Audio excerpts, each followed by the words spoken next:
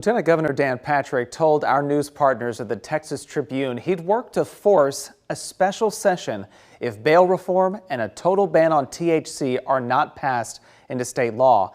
However, only Governor Greg Abbott has that power to call a special session. KXAN's Adam Schwager breaks down what this move could mean for the rest of the regular session. In an interview with the Texas Tribune on Wednesday, Lieutenant Governor Dan Patrick said he'd push for a special session if bail reform and a THC ban don't get passed. The first priority, bail reform, isn't shocking given Governor Greg Abbott's prioritization of the issue. I am making bail reform an emergency item this session.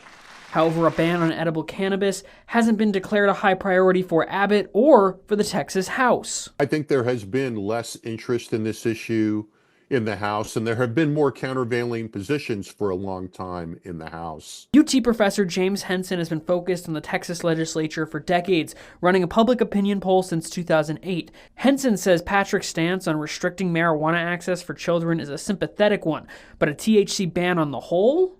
Generally, over the last decade, we've seen a lot of support for decriminalizing THC and marijuana, cannabis-related possession. In Texas, lawmakers only meet for half the year every other year, unless the governor calls for a special session.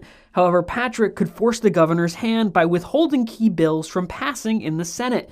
The question, how far is he willing to go? Of course, the nuclear option would be to hold up something like either the budget or vouchers. Whether the politics of doing that on those big issues in this political environment are there, I think is somewhat questionable. In Austin, I'm Adam Schwager.